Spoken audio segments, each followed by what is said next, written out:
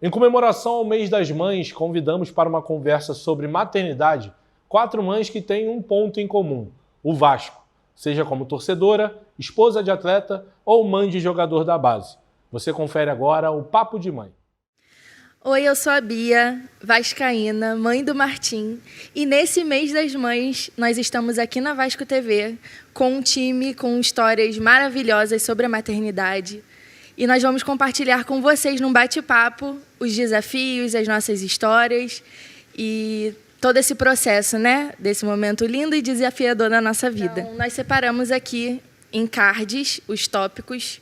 Vai ser um bate-papo bem informal, mesa de café, para a gente contar as nossas histórias e esperamos que vocês gostem. Eu estou aqui com essas mulheres guerreiras maravilhosas e eu quero que cada uma se apresente para a gente conhecer a história de vocês. Joselina Bonetti, mamá de Vittorio Vegetti, esposa do Vegetti, do Pablo. Estou grávida do Bastian.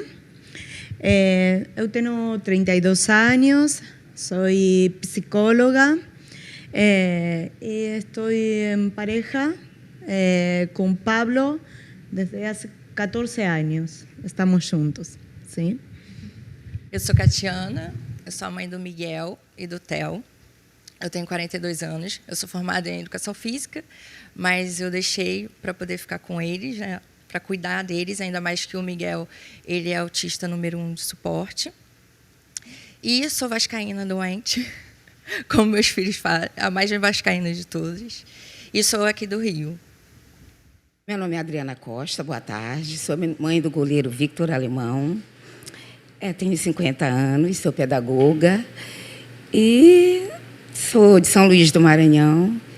E estamos aqui na torcida, no trabalho, no dia a dia, acompanhando o meu filho, que é atleta, e me tornei vascaína e estou apaixonada pelo Vasco. E eu acho incrível que, apesar de sermos mães e compartilhar do mesmo sentimento, nós temos realidades e histórias super diferentes, né? Então vai ser um bate-papo bem interessante.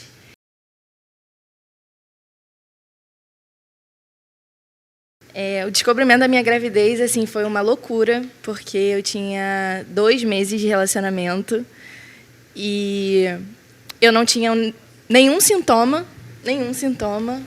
Do nada, eu estava no trabalho e resolvi fazer um teste. E apontou lá o positivo, e aí começou, né, aquele nervosismo de contar para a família, preparar uma surpresa para o meu esposo. Mas, desde então, assim, é um amor gigante que cresceu dentro de mim. E minha vida nunca mais foi a mesma, né, depois que eu vi aqueles 2 tracinhos ali no teste. Minha história, vou tentar falar melhor um portunhol. Eu não queria ser mamãe, depois fui virando isso, foi mudando meu pensamento, e estava com uma pessoa que Pablo deseava muito ser papai jovem, e assim, tipo, a gente foi mudando y comenzando a procurar ese filo.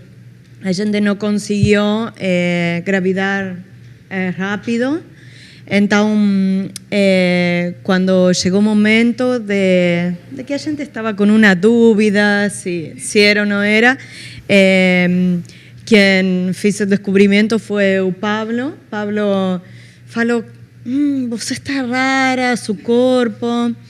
Ok, a gente pegou um teste, deixou no banheiro e foi Pablo quem foi a procurar esse resultado.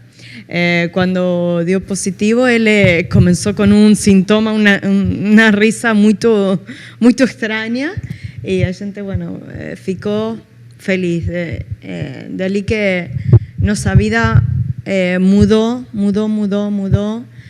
completa, nuestros pensamientos. Y para mamá, cuando yo estuve con la noticia de que era un menino, meu Deus, falei así para Pablo, Pablo, hay otro hombre en mi vida, Y acabó. Esa es nuestra historia hasta hoy mismo. Tem outro homem. E tem outro homem na barriga. Sim, Bastian, mais um. E ser mãe de menina é maravilhoso, né? Eu tinha uma preferência, assim, né? Que toda mulher tem de filha menina, mas, nossa, depois que o Martim nasceu, assim...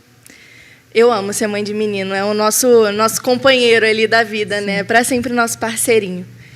E como é que foi a descoberta de vocês? Então, o Miguel...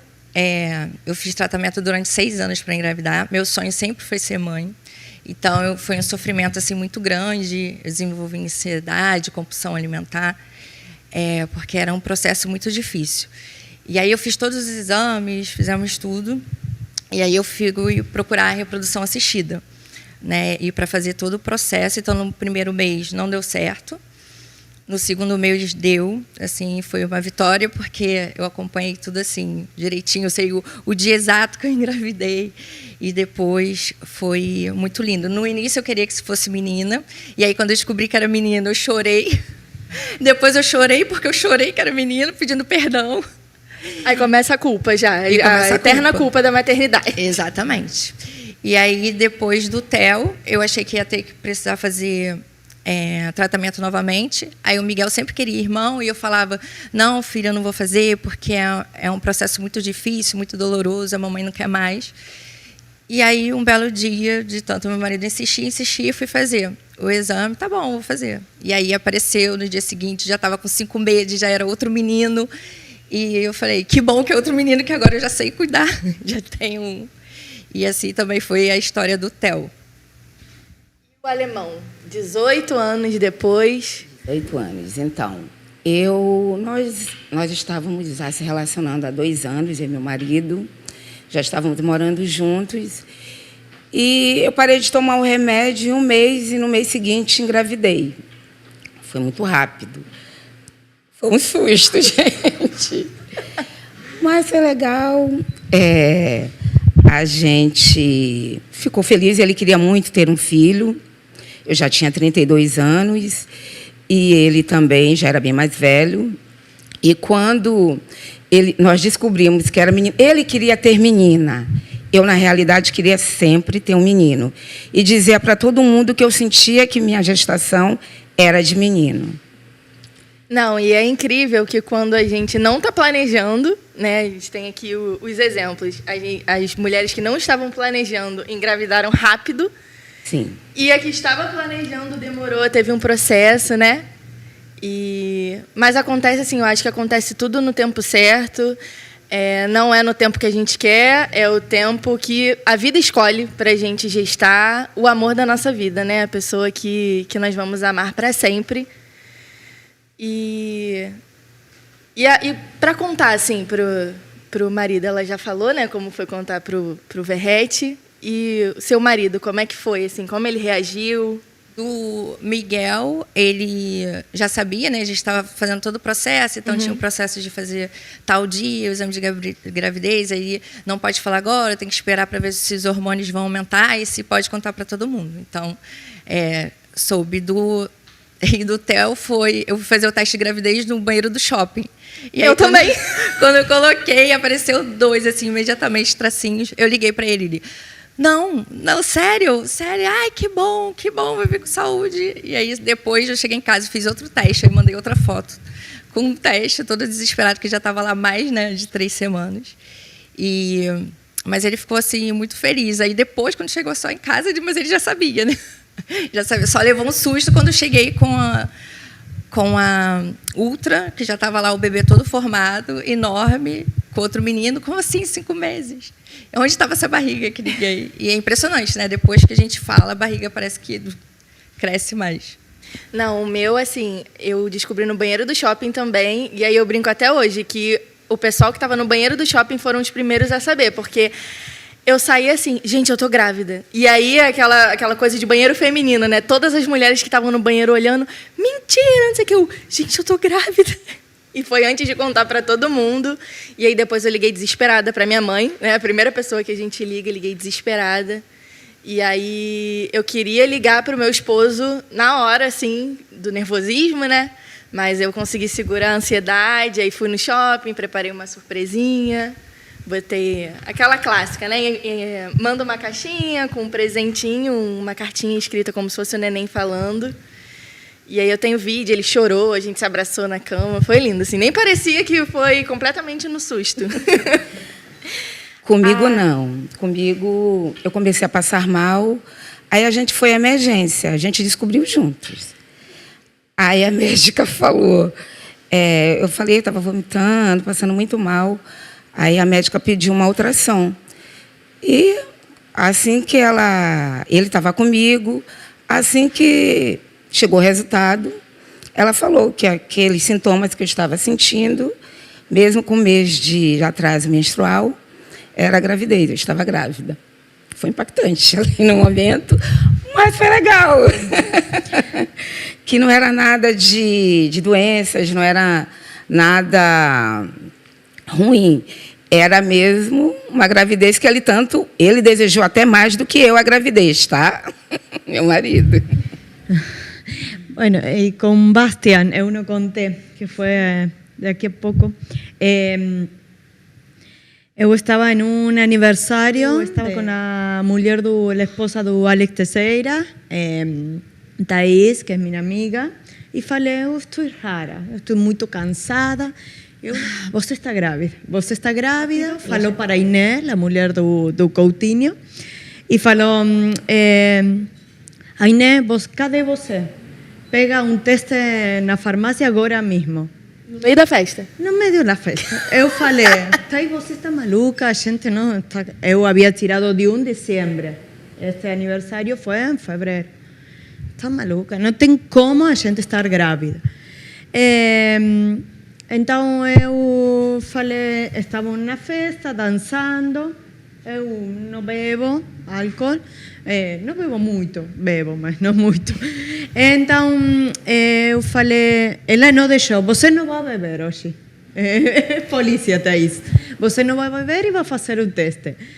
E, bueno, eu fui ao banheiro. Positivo. E elas, detrás, escoltas.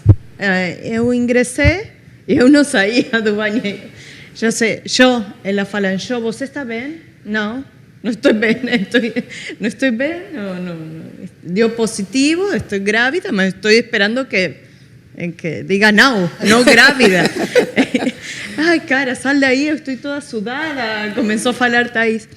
E eu aí nesse aniversário estuve em choque.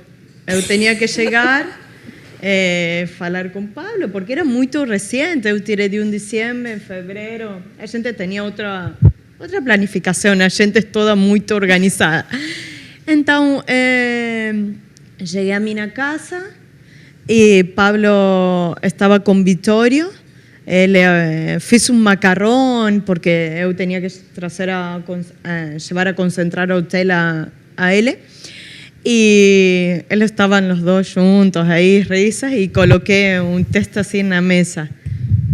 E Pablo, homem, nem viu. E viu assim, e ele falou, que é isso? E quando viu, ficou com a boca aberta. Ai, meu amor, está grávida. Eu achava que era um chocolate para Vitória. Homens. E ele ficou feliz, queria falar para todo mundo. E daí a experiência de que a gente sabia que estava grávida, ele estava fazendo muitos goles e não podia comemorar com a bola na barriga, porque eu queria falar com minha família da Argentina. Sim. Y que sea por la gente la noticia y no por la televisión, sí. Algo más íntimo. Bueno, él feliz y él sabía que era menino. Él y Vitório, estavam seguros de que era menino. E foi certo. Não, e quando ele fez a comemoração do anúncio, né, foi uma febre, assim, Instagram, todo mundo, eu compartilhei, porque a gente fica muito feliz, né, com cada notícia, assim. É que o carinho da torcida de Vasco é muito grande para a gente, muito grande, é emocionante, eu fiquei muito emocionada com tudo, com os bons desejos da gente, muito lindo, muito lindo. E os nossos filhos, eles não têm muito para onde correr, né? É Vasco ou é Vasco. E agora Vittorio comemora goles com a bola debaixo da blusa. A barrigona fala, a barrigona.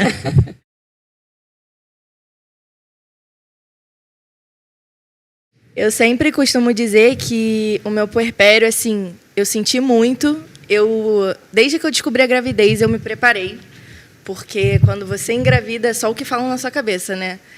Óleo pós-parto, depressão pós-parto, puerpério. Então, assim, eu lia muito, eu estudava muito de como amenizar essas situações. Só que o meu puerpério foi muito difícil, né? Eu tive uma obstrução intestinal, o meu parto precisou ser antecipado, meu filho nasceu de 29 semanas. E ele ficou na incubadora durante 50 dias.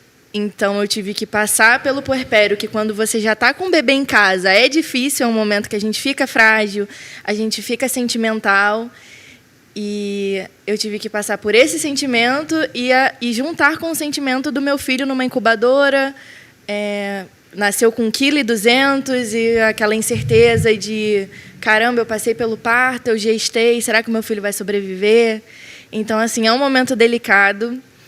E uma coisa, eu não sei se aconteceu com vocês, mas antes da gente ter filho, a gente sabe que é delicado, a gente se compadece pelas mães, mas a gente só entende como é o momento depois que a gente passa. Então, cada vez que eu estava lá chorando, sozinha, esperando esse momento passar, eu prometia para mim mesma, assim, toda mãe recente que eu ver, eu vou acolher. Eu vou oferecer ajuda.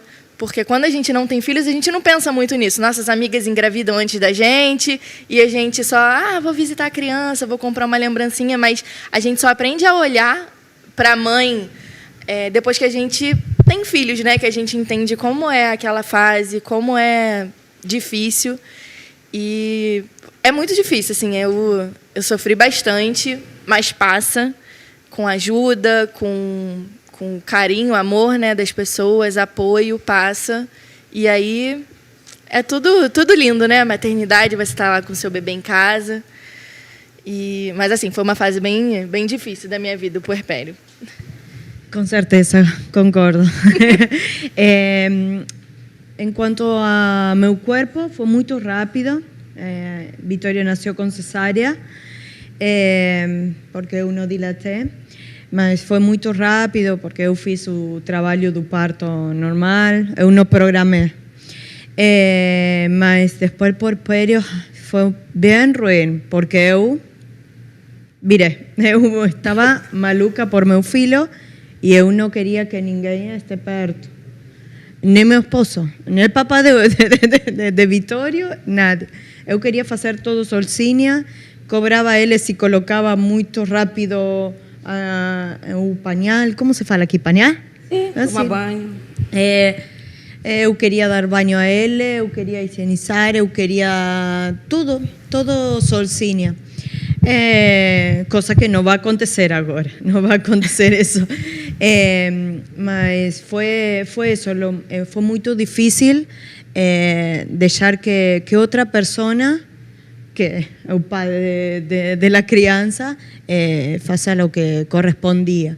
Então, foi difícil no vínculo com a pareja, mas Pablo estuvo muito presente, com muita paciência para mim. E depois deu certo, foi passando. Eu acho que é uma característica do puerpério, né? A gente acha que só nós sabemos cuidar dos nossos filhos, com certeza. Que ninguém vai cuidar igual, ninguém vai saber dar banho, ninguém vai saber botar para arrotar, ninguém vai saber trocar uma fralda. Só que a gente precisa aceitar ajuda, né? Nesse momento que a gente está fragilizada, a gente precisa de ajuda e, ao mesmo tempo, a gente quer carregar o mundo nas mãos.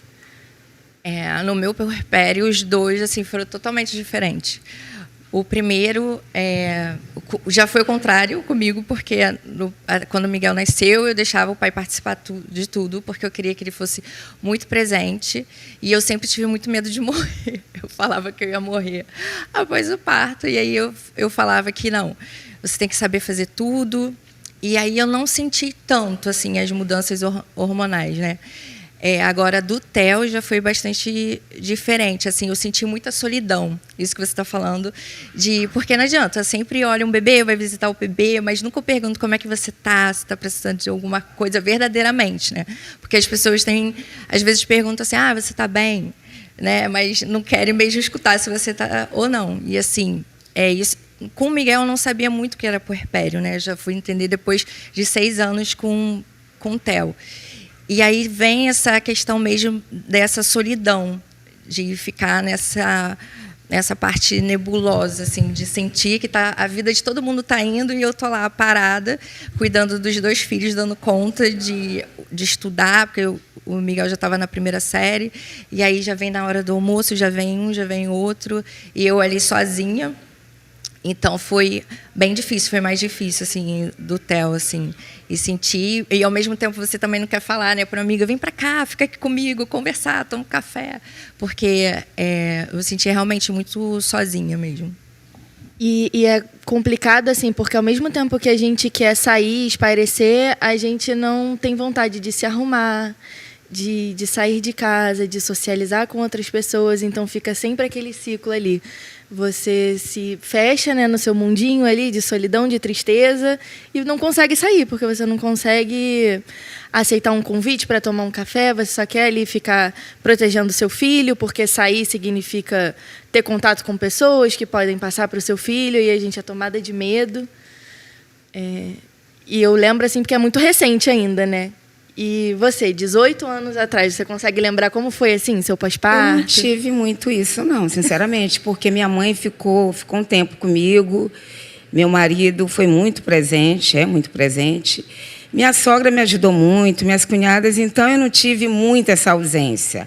Minha tia depois veio ficar também comigo, então eu não tive, sinceramente, eu não tive muito essa dor da solidão, graças a Deus. Ainda bem, né? Porque é horrível, assim. Horrível.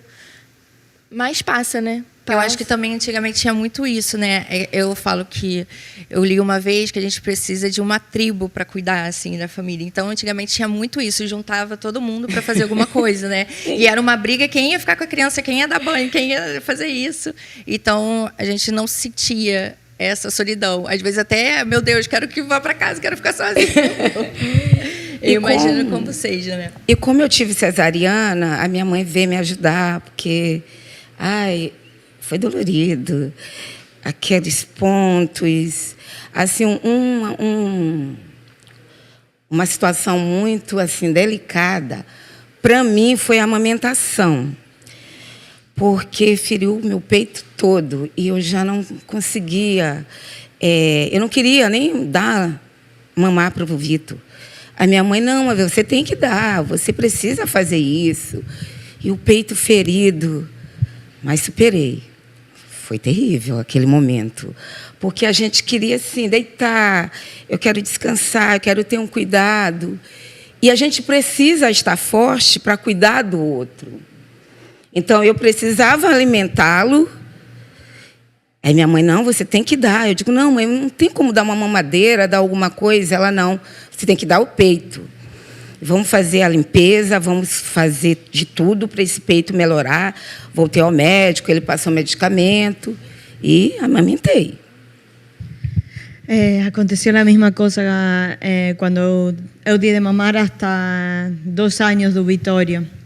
Mas esse mandato de dar do peito foi próprio, porque eu também, meu Deus, tanta informação que eu falo sempre, a informação empodera, mas também pode ser cruel, porque quando você não consegue esse parâmetro, esse estándar, fica ruim também. Então, com Vitório, sim, estava muito machucado, mas eu tinha a convicção de que eu queria que ele...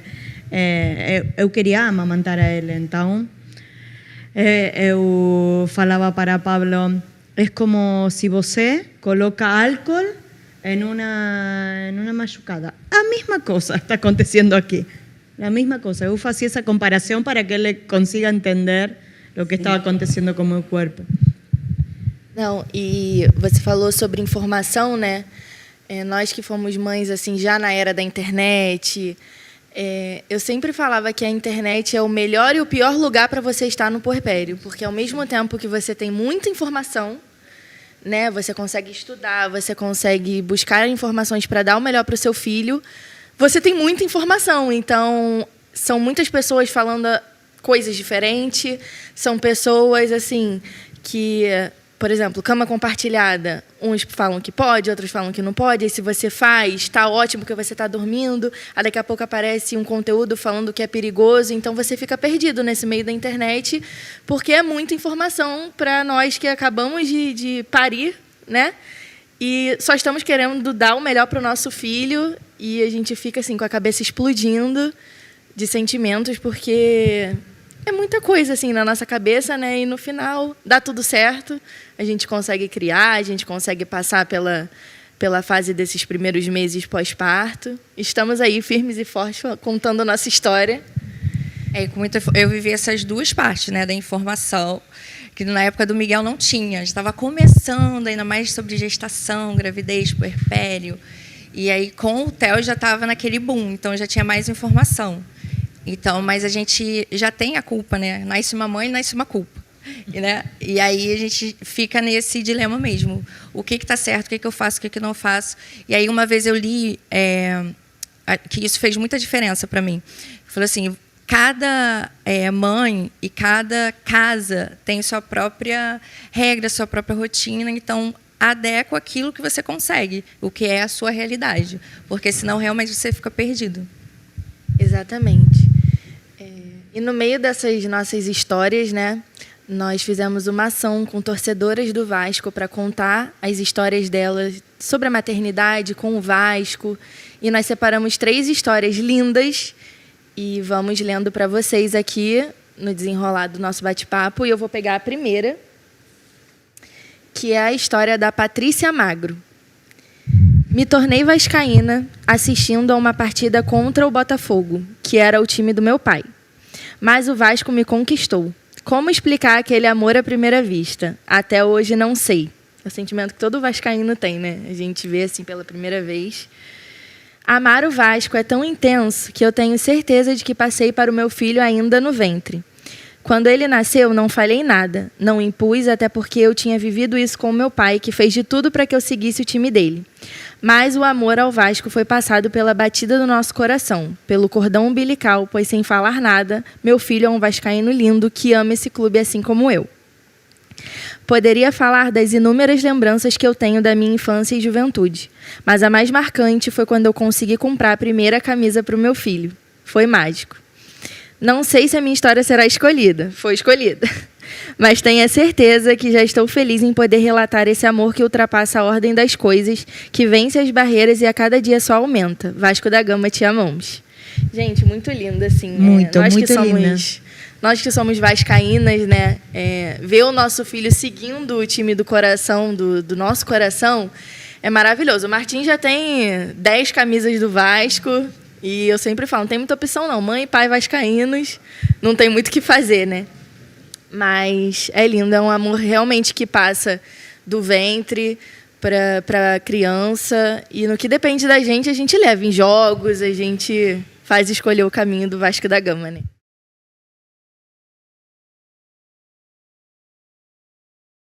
O Martim, autoexplicativo, ele foi escolhido por conta do Martim Silva. A gente ama o nome, não é só por conta do goleiro, né?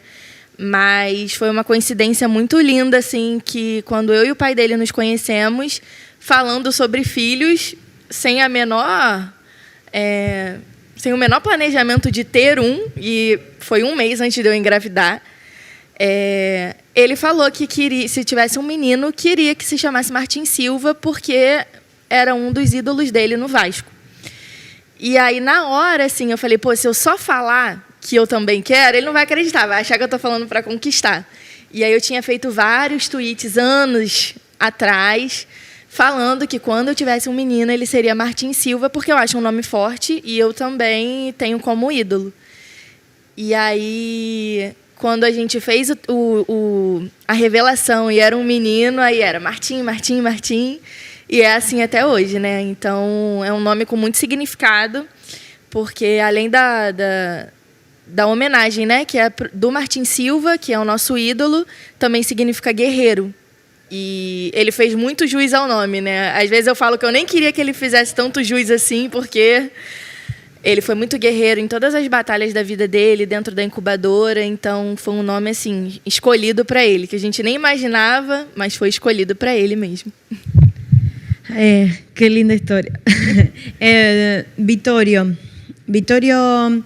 bueno, a gente, eu coloquei uma sozinha condição que eu não queria, contrário ao que você relata, que meu filho, o nome de meu filho, tenha uma outra história, entendeu? Que a gente conozca. Eu não queria, psicóloga, marcar, condicionar a ele com um nome. Com um nome de avô, de tio, de ídolo. Então a gente começou a procurar e gostou do Vittorio. Quien escolheu, na verdade, foi Pablo. Y gosté del significado, que es de victoria, porque es nossa Victoria, Vito. Y quedó así. Con Bastian acontece que eu tenía nome de menina, porque eu quería menina, precisaba un poco de rosa en mi vida, de brillos. Y también la misma cosa, la misma condición, que no tenga una carga de otra persona. Gostamos do Bastian, que también tiene un significado lindo en cuanto a la vida. Y bueno, deixamos Bastian. Mais tranquilo foi escolher para o segundo filho. O Miguel é por conta de São Miguel Arcanjo, né? E por conta também do significado, né? Que é quem como Deus. Então, e o do Theo, porque eu gosto de nome muito pequeno, aí eu fiquei entre Bento e Theo. E aí eu falei, Theo, vamos com Theo, que é bem curto. E ainda bem que eu escolhi curto, porque eu brinco com ele o dia inteiro, que ele não para. Então é mais fácil de chamar também. E quanto ao Vitor, foi simples. Nós escolhemos, tivemos vários leques de nomes, né? Mas um dia a gente estava em uma consulta e eu vi, a moça me deu um papel e tinha assim, Hospital São Victor. Aí eu disse assim, Ricardo, gostei desse nome, Victor. Aí ele, vamos botar esse nome? E o significado do nome é vitorioso. É lindo, né? Victor significa vitória, vitorioso. E decidimos escolher esse e ficou esse. A gente sempre tem tem a escolha do nome pelo significado, né? E tem também, assim, quando a gente acha o nome bonito e tá tudo bem. E eu acho bem legal, assim, quando a gente escolhe o nome porque achou um nome bonito e quando a gente vai pesquisar o significado é impactante, né? Foi assim com o Martim. A gente escolheu por conta do Martim Silva e quando a gente foi buscar o significado depois que ele tinha nascido, nós vimos que era guerreiro. E aí combina muito com ele. E aí toda foto que a gente posta, a gente coloca nosso guerreirinho.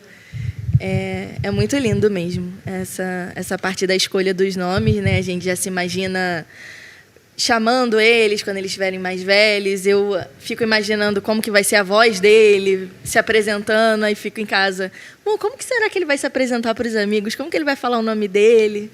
E acho muito legal isso.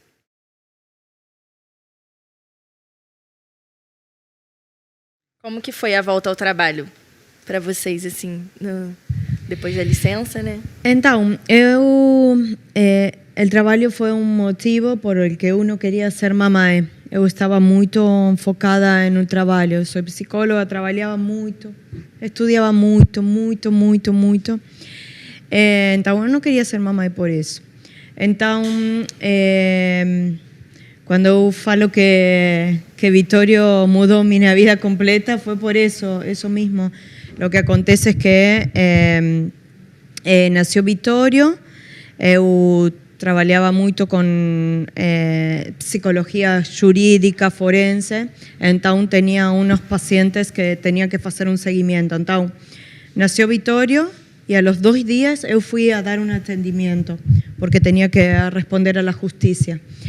Y de ahí, esos pacientes que a gente tenía un compromiso maior, porque eu trabalhava com adolescentes e crianças, quando a gente conseguiu ordenar tudo,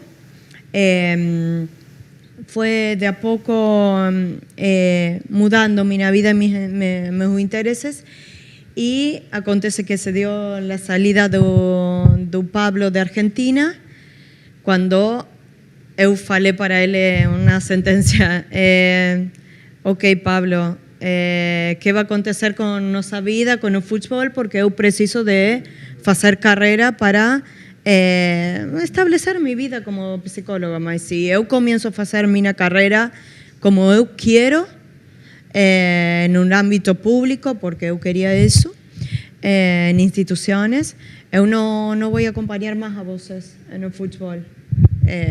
Eu vou ficar com meu filho e deu tudo certo, porque o dia anterior que eu falo isso para Pablo, porque eu tinha uma proposta muito boa em uma instituição de menores em conflito com a lei,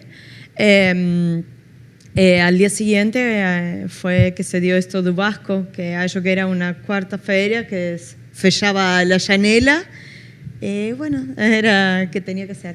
E quando a gente decidiu venir para Brasil, eu falei, ok, praia, mar, Rio de Janeiro, tirei a matrícula, e eu ainda estou assim. Mas continuo sempre, porque eu gosto muito de estudar, com formações. Eu continuo estudando na distância, mas ainda estou sendo mamãe de Vitório, que não é pouca coisa. É uma profissão e tanto cuidar de um filho. E é uma profissão que não tem folga, não tem férias. A gente é mãe para sempre, né? Verdade. Quando eu tenho a minha profissão, eu sou gerente de marketing. E aí eu entrei de licença. E naquele período que a gente fica de licença, a gente não quer voltar a trabalhar, né? A gente quer ficar cuidando do nosso filho. De novo, batendo aquele sentimento de... Nossa, se eu voltar a trabalhar, será que a pessoa que ficar com ele vai cuidar como eu cuido? Será que ela vai saber botar ele para dormir? Porque a gente tem, né, as nossas manhas, assim, o jeito de cuidar do nosso filho. E aí isso era o que mais me atormentava, assim, para voltar ao trabalho. Ao mesmo tempo eu via muita notícia de creche maltratando criança. E aí, quando a gente está em dúvida, né, tudo de ruim parece que aparece na nossa tela. Mas foi muito bom, assim, a volta ao trabalho para mim. Eu amo cuidar do meu filho. Quando eu tô com ele, assim, eu não fico esperando o tempo passar rápido, não fico pedindo para o tempo passar rápido, eu aproveito. Mas eu também amo a minha vida profissional, sabe? Fora da maternidade, onde eu me arrumo, vou para o trabalho, sou útil em outras coisas que não são só cuidar de um bebê. E para mim, assim, eu achei que eu não queria voltar. Eu achei que eu ia sofrer muito. E foi muito tranquilo, assim. Tanto que na primeira semana a gente acha até que tem alguma coisa de errado. Eu não chorei, eu não tô com vontade de ficar em casa. Eu conciliei bem e amei voltar a trabalhar, me sentir útil, né, para além da maternidade. E parece que dá um descanso para a mente, assim, a gente volta para casa com muito mais gás de dar o nosso melhor, porque em casa a gente acaba ficando um pouco exausta, né, de cuidar, mas foi muito bom. Eu gostei de voltar a trabalhar e parece que eu me reencontrei como profissional. Eu voltei a trabalhar só quando o Miguel tinha 3 anos. Foi um processo bem doloroso. A sorte que eu estava fazendo terapia, então foi o que me ajudou bastante, porque com a educação física eu trabalhava com PCDs, com idosos, e aí um pouquinho antes de eu engravidar, a gente abriu uma empresa, então era mais flexível. E aí eu falei, agora eu só vou cuidar dele. E aí com 3 anos, assim, eu já estava querendo, porque a gente fica com aquilo na cabeça, né, que a gente não está sendo útil para o mundo. Parece que sendo útil em casa não é bom, né? É uma coisa que não é produtivo. É porque o trabalho de casa parece que só quem vê somos nós, né? Só a gente vê que a gente limpou a casa, alimentou a criança, manteve a criança viva. mas para o mundo a gente consegue mostrar, né, o que a gente está fazendo, postar. Só que eu falo que é mais difícil trabalhar em casa do que trabalhar Sim, fora, cansa muito mais. E aí eu eu também sempre gostei de fotografia, então eu abri meu estúdio, e aí eu fiquei durante 2 anos, e aí aconteceu uma coisa que o Miguel que me deixou muito preocupada, e como mãe desesperada, eu falei, não quero mais trabalhar, eu vou ficar em casa, eu prefiro ficar em casa. Aí, logo eu engravidei do Theo, voltei para a empresa e fiquei trabalhando só no horário que o Miguel estava na escola. E aí, depois que o Theo nasceu, eu falei, não tem como, eu vou ficar em casa, eu prefiro ficar em casa cuidando só deles, que é só, né? E eu falei, eu acho que o meu trabalho aqui vai me satisfazer mais. É muito cansativo, 24 horas por dia. Assim, eles têm bastante atividades. Assim, eu brinco que eu sou o Uber deles, porque é escola, futebol, karatê, terapias, né, curso de inglês e fora as outras coisas. Então, assim, eu só paro 9 horas da noite, que eu estou sozinha, né, que eles já estão dormindo. Mas, assim, agora eu estou feliz e a terapia me ajudou muito nessa questão de ficar em casa, porque para mim era muito difícil. Eu sempre falava, eu não estou fazendo nada, e entender que estar em casa, eu estou fazendo muito também para o mundo, cuidando deles, educando do jeito que eu acredito, com as nossas questões, né, morais, assim, e tudo, e o caráter deles. E eu vejo também que é muito recompensador. Essa coisa que você falou, né, de que ninguém reconhece. E aí eu também trabalhava isso na terapia, porque assim, era muito difícil. Como assim? Né? Ninguém vê, é só ficar com as crianças. Ou então fala, você só fica com as crianças. E aí eu comecei a mudar esse pensamento, que eu falava, mas quem tem que reconhecer são eles, que eu estou com eles, né? Exatamente. E aí é o que eles mais reconhecem, assim. E eles falam, é muito bom estar aqui, é muito bom, você sabe tudo. Eles brincam que eu tenho câmeras pela casa, porque eu consigo saber o que eles estão fazendo só pelo barulho. Né? Ele fala, mãe, não é possível, você tem uma câmera escondida. Como que você sabe o que eu estou fazendo? Eu, pelo barulho. Mas como você sabe diferenciar? Eu falei, porque vocês fazem barulho diferente. Então, assim, isso é muito legal também, esse reconhecimento deles, essa importância também que eles dão para eu ficar em casa. E é algo que acho que o mais importante, assim, é a gente respeitar as nossas escolhas, né? Não ficar pensando, o que as pessoas vão pensar de mim? As pessoas acham que eu que se eu ficar em casa, eu sou uma pessoa encostada. E não é, você faz muita coisa.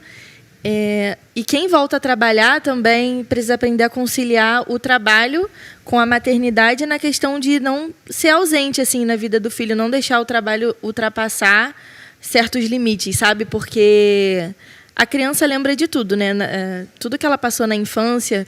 Então, se ela teve a mãe o dia inteiro ali com ela vai lembrar. E se ela teve uma mãe ausente, ela também vai lembrar.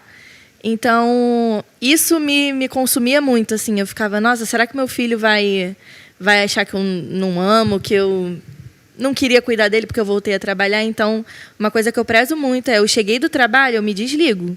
Meu momento é com ele, entendeu? É em construir boas memórias com ele, para ele não ligar que o fato de eu sair para trabalhar é algo ruim. Então, desde agora, bebezinho, eu tento sempre trabalhar na minha mente primeiro, para depois passar para ele que o trabalho é para ele ter uma boa vida, um bom futuro, entendeu?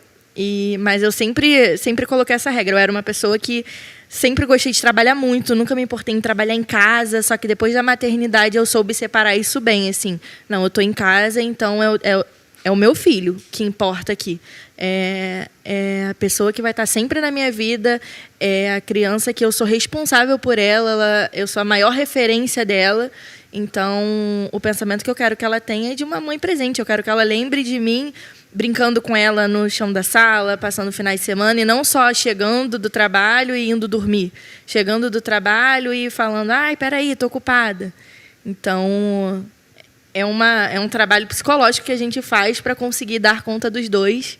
é você entender também, ele entender também que o seu trabalho é algo que te faz feliz também. Sim. Né? Não é só a questão do dinheiro também, é algo que te deixa feliz. E não adianta também a gente ficar em casa e não ter tempo de qualidade. Então, assim, não é a quantidade, e sim a qualidade do tempo que a gente está com nossos filhos. Né? Então, isso também faz muita diferença. Sim, o meu retorno ao trabalho foi... A minha sogra, ela me ajudou muito. Então, durante a parte da manhã eu ficava em casa, parte tarde e noite que eu iria para o trabalho, né? E nesse horário o Vitor ficava com a minha sogra, minha cunhada, e eles adoravam, eu adorei também, e meu marido chegava e pegava o Vitor, então ficou muito bem dividido. E conciliamos tudo, graças a Deus, né? Deu para conciliar a vida do filho, de esposa, de dona de casa e trabalhar fora. E eu acho que a criança sente mais quando ela é... Comigo, pelo menos, foi assim, né? Minha mãe sempre trabalhou fora. E aí, hoje em dia, eu não lembro dos momentos em que... Eu não lembro dela como uma pessoa que sempre estava ausente. Não, eu só consigo lembrar da minha infância, os momentos com ela, os tempos de qualidade mesmo. E só que aí, quando a gente para conversar, ela fala que quando eu era pequena eu reclamava que ela estava sempre trabalhando, que eu chorava quando ela tinha que trabalhar. Então, acho que é mais uma fase quando a criança é muito pequenininha e não entende, porque depois que o filho cresce, ele entende que todo esforço, seja de deixar ele em casa e ir trabalhar, ou deixar o trabalho para cuidar dele em casa, foi tudo pensado nele, sabe? E a criança, ela reconhece isso, ela reconhece o nosso esforço. Com certeza, eu sempre falo que é muito importante a comunicação. Quando Vitório tinha 2 dias, eu falava para ele: Vitório, mamãe vai trabalhar agora porque tem este paciente, você tem que ficar aqui com papai no carro, porque seu papai ajudou muito, acompanhava o consultório, e ficava com o neném aí. E acho que é isso, comunicar lo importante de estar com ele, lo importante do trabalho, sempre. Porque después, si no, acontecen las fantasías, los pensamientos extraños. Cuando você fala la verdade, acho que a criança tem mais recurso para conseguir fazer outra coisa com isso que está acontecendo. Exatamente. É como você falou, né? A criança, ela sabe tudo que a gente faz por ela. E independente das nossas escolhas, é tudo por ela, é tudo pensado no futuro dela, no bem-estar dela. E não adianta a gente estar infeliz também, né? Então, eu acho que a gente tem que conciliar, sim, a maternidade, mas não esquecer da gente como mulher, né? Que é algo muito árduo, assim, de lembrar quando a gente está ali no meio da maternidade, que é só o filho que importa. Então, a gente tem que pensar na gente. Então, se eu me sinto bem trabalhando, eu vou voltar a trabalhar, mas sempre lembrando que eu tenho um filho, que eu tenho que dividir a minha atenção. E se eu não quero voltar a trabalhar, se eu tenho condições de ficar em casa cuidando dele, eu não preciso me importar com o julgamento de outras pessoas, né? Eu nunca deixei de trabalhar. Eu sempre trabalhei, entendeu? Até agora eu trabalho, e o Vitor tem a rotina dele, meu marido tem a rotina dele, e eu nunca deixei de trabalhar. Não deixei justamente por isso. Eu tinha que ter uma atividade, além de ser mãe, entendeu? Não vou parar com o trabalho, eu vou arrumar profissões que eu possa conciliar o meu trabalho e a minha família.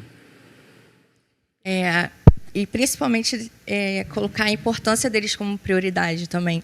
Eu tenho uma história até engraçada que falaram assim para os meus filhos que a minha prioridade da minha vida é o Vasco. E aí o mais velho perguntou para mim, contou, né? Aí falou: mãe, falaram isso. Eu devolvi a pergunta para eles. E eu falei: o que você acha?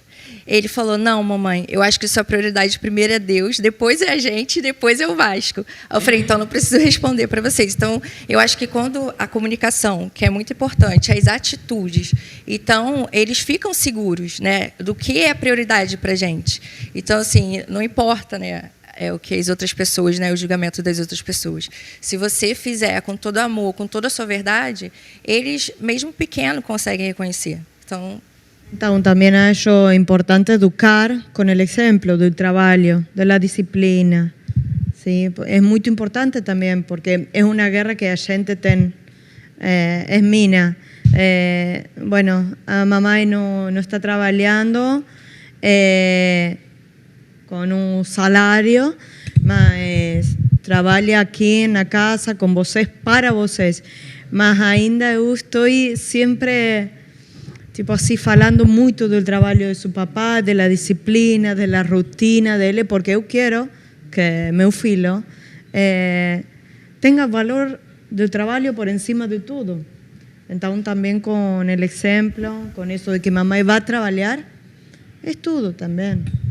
E no final, o que importa mesmo é a criança olhar para trás, lembrar que ela tinha uma mãe feliz, que ela tinha uma mãe realizada, que o tempo que estava com a criança, a mãe estava ali entregue, porque não adianta também a gente ficar o dia inteiro e não tá feliz, não tá dando a nossa atenção ali pro filho. E eu acho que o que fica mesmo é a gente estar bem com nós mesmas e a gente consegue transparecer, né? Isso para os nossos filhos, seja na criação, seja no cuidado.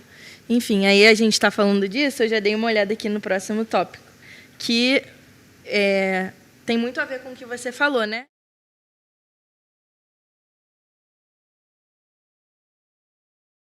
Esse eu não vou poder falar muito, porque o meu bebê tem 7 meses, mas eu já tenho as minhas opiniões, assim, queria ouvir de vocês como que é criar, né? Que dizem que é a parte mais difícil da maternidade, a mais desafiadora, é a criação, é como você cria seu filho para o mundo, né? Com Vitório, eu sempre queria que meu filho seja seguro dele mesmo. É a única coisa que eu tinha assim, tipo como exigência da gente. Uma pessoa segura dele mesmo. Então, eu acho que Vitória tem uma personalidade muito forte. Então, esse é um desafio muito grande para a gente. Eu quero que ninguém opine de seu corpo, que ele esté seguro dele mesmo. Eu não falo do corpo de las outras pessoas na frente dele. E também a gente de a pouco va mudando eso que de tiempos anteriores. Bueno, eso de ser seguro, de respeto por el otro, mucho, de que no hay diferencia. A gente no fala, insisto con eso, de que es longo, de que el color da pele. Vitório no sabe de esas cosas. No fala de eso, de ropas, él no sabe nada, él no tiene interés en todas esas cosas. En brinquedo, él para Natal, un chocolate, mamá, pronto. Entonces, a gente en un mundo tan consumista, tan capitalista, eu tengo ese objetivo como mamá, de que Vitório sea feliz con lo simple. Sí, y seguro de sí mismo, porque eu sempre, como mamá, tenho temor a sofrimento dele. Então, eu acho que fazer dele uma criança segura é muito importante. E a gente vê como essa parte materialista vem com o tempo mesmo, né? Porque, por exemplo, o meu bebê de 7 meses, no início, assim, todo brinquedo que eu via na loja para a idade dele, eu queria comprar. E aí acabava que ele brincava um dia, às vezes 1 hora, depois estava brincando com a caixa. Então, assim, realmente a nossa criação que diz para a criança que o que importa é a intenção, o que importa é o momento, não é o valor do brinquedo que você ganha, o valor, o tamanho da festa que você ganha. Então, acho que esse é um desafio muito grande, né? Porque, ao mesmo tempo que a gente quer dar o melhor para os nossos filhos, a gente tem que fazer eles entenderem que, olha, o mundo não é assim. Você precisa dar valor a pequenas coisas, você precisa dar valor à família, à intenção, do que a coisas materiais, né? educar 2 filhos é muito difícil. Porque eu falo, eu eduquei todo mundo igual. Não, não educa. Você dá os valores, os princípios são iguais. É a base da família. Mas são 2 pessoas diferentes, com personalidades diferentes. Então, o que funciona para um não funciona para o outro. E eu acho que o maior desafio é quando vai para a escola. Porque aí vai lidar com a sociedade, né? Então, são outros valores. Então, chega em casa reproduzindo e você tem que conversar. E ainda mais agora, na adolescência. Então, são assuntos absurdos que eu fico, ai, meu Deus, eu não achei que essa hora ia chegar tão rápido. E aí ia conversar, ia orientar. E aí tem o de 6, que repete do mais velho. Então, assim, é muito difícil. E essa questão da segurança, eu também, assim, ser seguro de si, ter a autoestima, sempre foi muito importante, porque eu fui uma pessoa que sempre tive uma baixa autoestima. E aí eu brinco que agora está até demais, porque eu falo, se vendesse um pílula a autoestima deles, eu ia, assim, ficar rica, porque eles não precisam falar, mãe, eu sei que eu sou inteligente, eu sei que eu sou isso, eu sei que eu sou lindo. E eu falo, tá bom, então. Teve uma vez que até com o Theo, eu falei assim, Theo, você é tão lindo. Eu sei, eu sou uma obra de arte. Então, tem essas questões também. E a questão do materialismo, que é demais, né? Ainda mais na adolescência, em que eles competem muito com isso, e ele não foi criado assim. Então, é uma coisa que ele fala muito, conversa muito comigo sobre valores. Mãe, eles sabem valores de carro, sabem o valor disso. Eu não sei nada disso. Eu falei, é assim, esse assunto não é para vocês. E uma coisa que eu gosto também muito de mostrar para eles é essa questão das outras famílias, né? Por exemplo, quando eu vejo também crianças no sinal, eu sempre paro, chamo para conversar com eles. Às vezes tem a mesma idade deles, eles ficam horrorizados, assim, mãe, está sozinho na rua, né? E para eles verem que não é a realidade só deles que existe, né? Isso é muito importante também. E eles aprender a valorizar o que eles têm e também olhar para o outro, né? Porque, para ajudar, o que eu posso fazer quanto pessoa, porque eu sei, né, que a gente cobra muito dos políticos, estados e tudo, mas a gente também, como pessoa, o que a gente pode fazer para poder ajudar o próximo. Então, acho que isso é muito importante desde pequenininho. Você não está brincando com esse brinquedo aqui, então vamos separar para levar. Tem até uma creche na minha rua, então a gente sempre separa, leva para lá.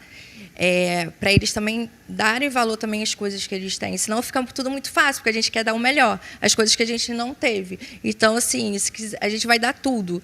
E aí, para eles mencionarem isso, né, qual o valor, eles não sabem, porque eles sempre... Pode não dar agora, mas vai dar depois. Mas para verem que eles são privilegiados, né, de uma certa maneira, né, que outras pessoas também passam por muitas dificuldades, né? Eu até brinco com eles, eu falei, vocês não pegam um ônibus. Eu só fui andar de carro, ter carro com 25 anos. E vocês, mamãe para lá e para cá. Então, assim, essas coisas que eles não vivenciaram, que a gente vivenciou, então a gente tem que passar para eles poderem entender que a vida não é moleza, né? E a gente está sempre sendo o porto seguro deles. Mas mesmo diante do poder, a gente também tem que mostrar outros caminhos também, eu penso. Por exemplo, tem condições de ir de carro, mas vamos também de ônibus conhecer outras realidades? Vamos conhecer como é que funciona. Nem todo mundo vai ter carro. Nossa sociedade, de um modo geral, a maioria não vai ter esse bem. Então, conheça, aprenda a se desenrolar de outras formas também. Porque hoje a gente tem um facilitador, o Uber, pega o telefone, chama o Uber. Antes não tínhamos. Era o ônibus, era o trem, era a van, eram esses transportes para se deslocar, para chegar no treino, para chegar na escola. E o Vitor vivenciou muito isso. Vivencia até hoje. Uma outra coisa, a decisão dele de ser atleta, goleiro, foi dele. Ficar aqui em São Januário, o Vitor, desde 10 anos, ele estuda no Colégio do Vasco. Estudou, né? Que ele já terminou o ensino médio. Então, o que a gente falou com ele, Vitor, agora vai ser você mesmo, porque a gente não tem condições de você treinar, estudar em outro colégio, sem ser no colégio do Vasco, porque tua rotina, depois da aula, tem um treino. Quem vai te levar? Eu e meu marido estávamos trabalhando. Aí ele, não, mãe, eu quero ficar. Deve ser muito desafiador você ter um filho tão novo e preparar ele para o mundo do futebol, que tem um contato muito precoce com mídia, com jornalista, com tudo, assim, fama. Então, realmente vai ter que ter um trabalho árduo ali na criação para ele manter sempre os pés no chão e não deixar aquilo subir para a cabeça, né? Que eu acho que é um papel muito fundamental da família. Ele sempre lembrar de onde ele veio, tudo que ele tem ainda para percorrer, não abandonar os estudos, ele dá valor a todo o esforço, né, que você e seu marido fizeram por ele. Então, acho que a maior dificuldade assim, da criação, nem dificuldade, né, o desafio é você criar o seu filho ali para o mundo com os valores e ele entender isso, sabe? E a partir do momento que ele é maior, ele não deixar isso para lá. Ele, agora eu vou caminhar com as minhas próprias pernas. Não, eu tenho que lembrar sempre do que me foi passado na infância, todos os valores que os meus pais me passaram. E confesso que é uma fase que me dá um pouquinho de medo. Ainda não cheguei, mas... É desafiador, realmente. Mas se eles não lembrarem, a gente lembra, né? Com certeza. E o respeito pelos profissionais, pelo professor. O respeito começa ali pelo professor, gente, dentro de sala de aula. Olha, desde pequeno, você tem que respeitar aquela pessoa. O professor é autoridade dentro de sala. Então, eu vou dizer para minha mãe, a mãe não vai resolver. E eu, como educadora, eu não vou desapoiar um profissional da educação. Eu vou apoiar primeiro o educador. Depois eu vou ter que ver o filho. Como também eu estou educando. Porque hoje a gente vê muitos desafios na educação. Ninguém quer saber o que está acontecendo. Você já toma o partido. O meu filho falou isso, pronto. É a voz do teu filho e você nem sequer tem o interesse de saber de fato o que aconteceu. Acontecem coisas dentro de sala de aula que tem muitos pais que não buscam saber o porquê, como foi que aconteceu, o que levou o professor a tomar aquela decisão, aquela atitude, porque eles já acham que o filho deles não mente, é o dono da verdade, porque você educou dessa maneira, e vão passando, vão atropelando, e, às vezes, você não vai dando limites aos seus filhos. Isso é um dado muito preocupante e a gente tem que ficar atento a todo momento. É porque a criança ela não vai viver para sempre ali na nossa casa, debaixo do nosso teto, né? Homens, eles vão ter uma família para cuidar, mulheres também. Então, assim, a gente realmente tem que criar o nosso filho para ser uma pessoa forte e independente. Por mais que a gente queira sempre manter ele ali debaixo das nossas asas, onde a gente protege, onde a gente cuida, onde a gente livra ele de todo mal, mas a gente tem que criar para ele também, em algum momento, saber resolver a vida dele sozinho. E aí, sobre o que você falou, né, do ônibus, a questão, a gente sempre quer... Não, a mamãe leva de carro, não sei o quê. Mas é importante ele saber pegar um transporte público, ele saber se virar, porque a vida muda o tempo todo, né? Então, se o seu filho é criado só para ter ali... não sabe pegar um ônibus, ele não sabe fazer uma comida... Se a vida dele mudar a qualquer momento, ter uma reviravolta, como que ele fica? A gente não vai estar lá para sempre, né? Então, acho que esse é o maior desafio assim, de criar. É você criar dando do bom e do melhor, mas, ao mesmo tempo, isso aqui não vai ser para sempre. Você precisa construir seu próprio caminho. Uma hora você vai ter a sua família.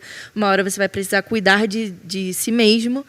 E tudo que eu estou te ensinando, você precisa replicar. E não só... se acostumar ali e entrar naquela zona de conforto daquele adolescente ou adulto que não sabe fazer nada, né? Não sabe se virar sozinho e depende sempre dos pais.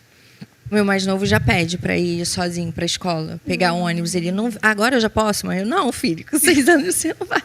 Aí o mais velho fala, não, tá muito calor, mãe, você me leva. Eu falei, não, quando você estiver maiorzinho, vai os dois, você vai levar ainda seu irmão. Vai me dar uma folga. E mesmo assim, eu acho que também, por exemplo, se tiver a facilidade, se for perto, vai andando, vai conversando com eles. Ele vai conhecendo, ele vai aprendendo, ele vai aprender a dar valor a outras coisas.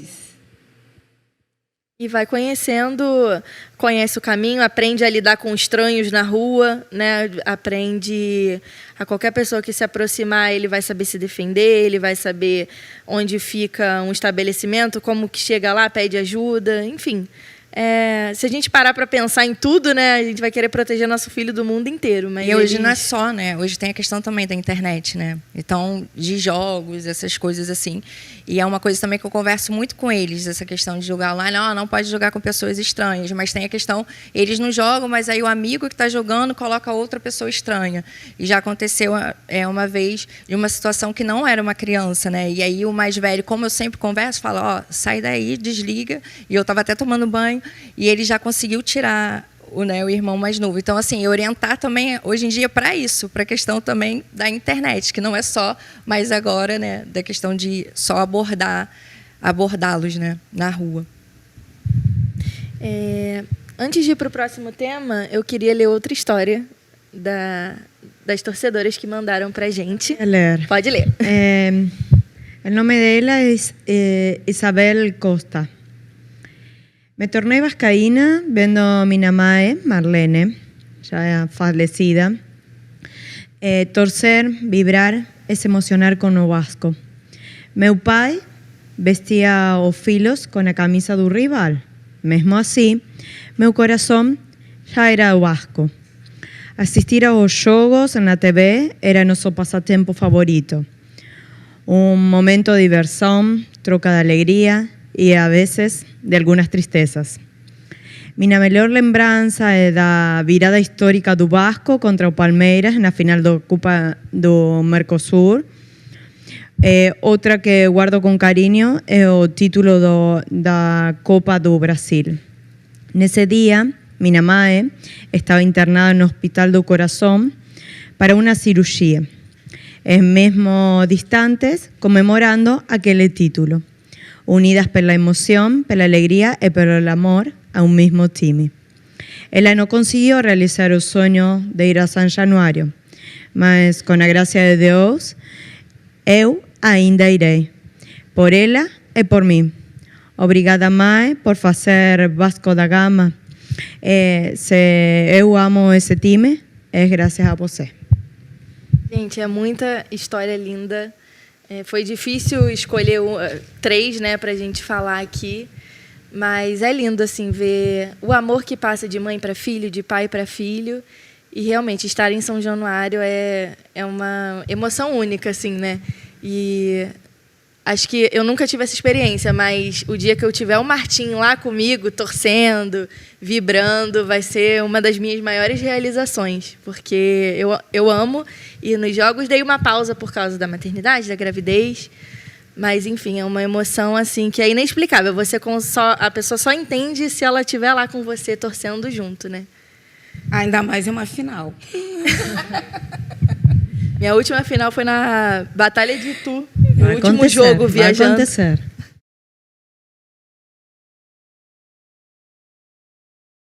Como que foi o parto de vocês? O meu foi bem... Acho que eu contei aqui um pouco, né? Eu tive uma obstrução intestinal, tive o Martim de 7 meses, já era para nascer de 9, tive de 7. Não por culpa dele, ele não foi apressado, ele estava lá no quentinho. E foi tirado, né, por conta do meu problema no intestino. E eu não vi ele nascer, então essa é a parte mais dolorosa para mim, porque quando a gente está grávida, eu planejei tudo. Eu queria fotógrafo, aquela coisa bem, né? Eu queria um fotógrafo para filmar o parto, eu queria fotos, eu tinha uma maternidade de preferência, né, que eu já tinha pesquisado. Mas acontece como tem que acontecer, né? O importante foi que a maternidade que eu tive salvou a vida do meu filho e a minha. E eu comento com o pai dele que, mesmo não tendo as fotos, os vídeos, tudo, eu amo a nossa história, eu amo como foi o parto, o significado que teve. E a única coisa dolorosa para mim mesmo foi não ter visto o nascimento dele, porque eu estava operada, né? Estava em anestesia e tiraram, e aí eu só fui conhecer o meu filho depois de 5 dias, porque eu precisei me recuperar um pouco. Nós estávamos em hospitais diferentes, eu estava no hospital, ele estava na maternidade, e aí eu não conseguia fazer esse trajeto para vê-lo na incubadora. Então, eu fiquei aí 5 a 6 dias só recebendo foto, vendo ele por foto, e as médicas assim, seu filho é lindo, e eu chorando porque eu queria conhecer. E o momento do nosso encontro assim foi muito emocionante mesmo. Eu também falei do Vitório, que foi cesárea, mas eu queria parto natural, normal, eu queria todo também, fotógrafo, seu papai presente, mas aconteceu que eu, depois de 9, 10 horas do trabalho de parto, eu não dilatei, só 1 centímetro, e elas não conseguiam colocar alguma estimulação, alguma inducção, porque eu estava com muitas contracções. Eles não conseguiam monitorear. Não estava impossível. E aí foi Pablo quem decidiu, acabou esto, acabou o sofrimento, chama a doutora, a gente vai ir a cesárea, tranquila, vamos a cesárea, e acabou. Lo que acontece es que como a gente estava preparada para um parto natural, el momento do Covid en Argentina foi muito riguroso, então não deixaram ingressar a Pablo porque ele não tinha teste do Covid recente. Então isso foi muito chato, muito ruim, eu chorei por isso, mas ele foi algo muito lindo que aconteceu, que Pablo estava na sala do lado, y él le faló, Vittorio nació 11:11, el 12. Y cuando fue las 11:11, le sintió una vibración así.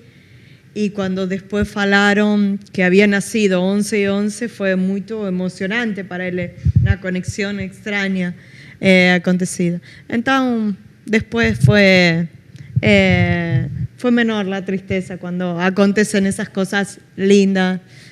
Que eu acho que é mágico, é surreal. Bom, o do Miguel foi uma cesárea também. Eu não tinha muitas informações sobre o parto, então minha mãe foi cesárea, então eu teria que ser cesárea também, e foi. Só que aí depois, quando o Miguel estava com 1 ano, eu vi um documentário que falava sobre o parto, e aí pronto, eu chorava, meu filho sofreu isso tudo, sem necessidade, e não sei o quê, se eu tiver outro filho não vai ser assim, eu chorei, eu vou pelo menos esperar que ele dê sinal que vai querendo, que vai nascer e não marcar, porque é aquilo. A cesárea foi porque ia cair no carnaval e o médico ia viajar, então ele foi dar o toque, não, já está encaixado, vamos marcar, e foi o caos, assim.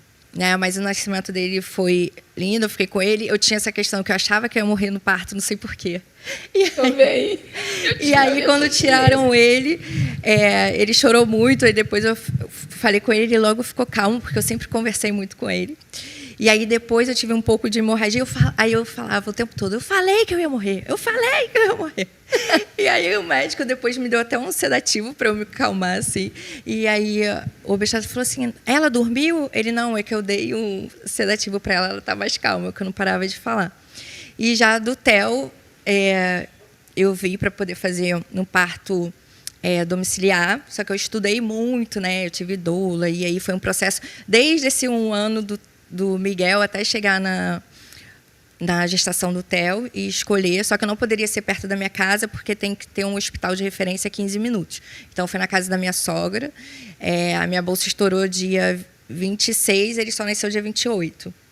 Mas foi tudo seguro, teve todo um monitoramento reativo e tal, mas todo mundo ficava angustiado. Catiana, essa criança não vai nascer, ele vai fazer isso, vai acontecer. Eu falei, gente, não, a gente sabe tudo o que está acontecendo, não tem nenhuma intercorrência. Dele, né? Ele não está afim, ele está esperando. Aí eu saía, ia para o shopping de fralda, porque o líquido, né, não, só diminui um pouco a quantidade, mas ainda fica saindo, e eu andando, fazendo várias coisas, e todo mundo desesperado. E aí, quando ele nasceu, foi aquela emoção, assim, né? Porque tava o marido, tava o irmão, tava os avós. Então, é totalmente diferente do ambiente hospitalar. Aí você já está ali, né, com todo mundo, você já está, querendo ou não, em casa, já toma banho. É completamente diferente. Lógico, se tivesse, a gente tinha plano A, B e C, se tivesse alguma intercorrência, a idade também. Por exemplo, se fosse agora, eu não poderia ter, por causa já da idade. Então, assim, foi tudo muito seguro. Eu lembro que o pediatra, quando eu perguntei para ele, ele falou: é o melhor local para o seu filho nascer. E, assim, então, foi muito emocionante, assim mesmo. Ele adora falar que nasceu na casa dos avós, que ele não nasceu no hospital. Ele fala isso para todo mundo, todos os colegas, assim. E foi muito lindo, assim. Eu não tive nada, não tive laceração. Foi muito mais tranquilo que uma cesárea, né? Apesar que eu não sofri na cesárea. Eu falo que não é dor, eu sinto queimação, né? Por causa do corte, assim. Mas o parto normal não tem nem comparação, assim, porque, querendo ou não, a cesárea é uma cirurgia, né? E aí é muita diferença do que o corpo. Aí todo mundo fala, e a dor? Porque para você ter parto domiciliar, não pode ter nenhuma intercorrência e também não pode usar nada, né? Nenhuma anestesia. Eu falei, gente, o nosso corpo sabe tudo, porque quando chega no pico da dor, é como se fosse ondas, vem e volta. Quando chega no pico da dor, já nasceu a criança. E aí já passou, acabou, não tem mais nada, assim. Então, foi uma experiência também muito diferente, emocionante, que eu farei de novo, porque é muito visceral, assim, também. É muito bom. Eu tive medo do parto. Eu tive cesariana, gente. E meu marido não assistiu, porque eu pedi para ele não assistir, porque meu marido é hipertenso. Olha a minha preocupação, gestante. Ele vai assistir meu parto, ele vai passar mal.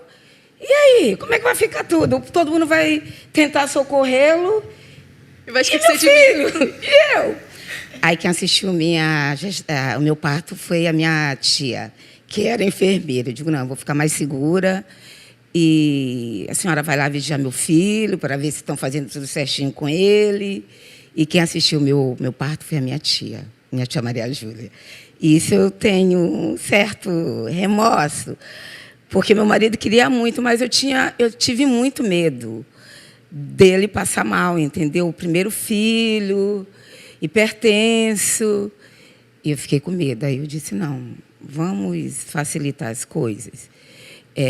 Deixa minha tia assistir, porque ela é enfermeira, ela vai contribuir, ela vai ajudar se acontecer alguma coisa ou comigo ou com a criança. E ele aceitou de boa, assim? Aceitou. Eu queria muito o parto normal. Queria muito. Aí eu fiz o erro, né, de pesquisar vídeos de parto normal e desisti. Falei, não é pra mim. Acabou que o meu parto não foi de nenhum jeito que eu planejei, né, mas eu teria cesárea. Hoje em dia, acho que se eu tivesse outro filho, eu tentaria o parto normal, porque assim, eu me baseei muito nas histórias que eu vi na internet, né, de relatos de parto. Só que depois que eu tive o Martim, eu tive muitas amigas que tiveram parto normal e falaram assim, olha, dói muito, mas assim, é rápido. Quando a dor começa a ficar muito intensa, acaba. Mas o desgastante são as contrações, né, de você ficar às vezes 20 horas com a dor indo e voltando. Mas eu queria o parto normal mesmo pela recuperação, que falam que é a melhor que tem, né? Você não está ali com uma cirurgia, não tem que cuidar de uma cicatriz, não tem limitações para andar, para comer, por causa de cicatrização. Minha mãe me teve de parto normal e ela falou, 2 dias depois eu estava com você no colo, tomando banho, sozinha, sem ninguém me ajudar. E cesárea não, assim, a minha eu tive que ficar ali quase um mês com as pessoas me ajudando a levantar, porque foi uma cesárea com outra cirurgia, né? E foi bem difícil. Aí eu fiquei pensando assim, será que não compensa mais você sentir a dor do parto normal e acabar? Porque aí você faz a cesárea para se livrar da dor do parto normal, mas fica ali quase um mês sofrendo, né, com pós-operatório. Não sei, eu acho que se eu tivesse outro filho, eu tentaria o parto normal. Com certeza. Para Basti, a gente tem planificado isso. A gente quer que ele nazca aqui no Rio de Janeiro, e o parto normal. Después acontece lo que Dios quiere, ¿no? Mas a gente tem essa vontade. O importante é a gente ter informações para a gente poder escolher, né?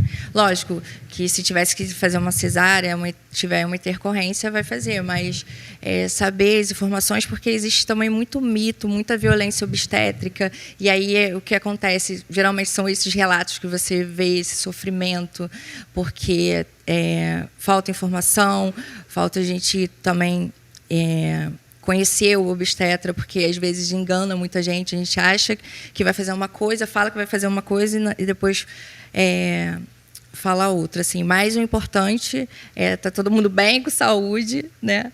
É o que mais importa. Igual você, também foi ruim para você a cesárea, no caso, nesse sentido que você tem essa experiência que ficou muito tempo, porque você também teve uma outra cirurgia, né? Então, teve uma outra intercorrência aí. Então, por isso também que eu acho que demorou mais uns 15 dias, a gente já consegue andar melhorzinho, assim, da cesárea. O meu foi um mês, para começar a fazer as coisas sozinhas. Não foi nem um mês para estar bem. Não por conta da cesárea, mas por conta da cirurgia do intestino.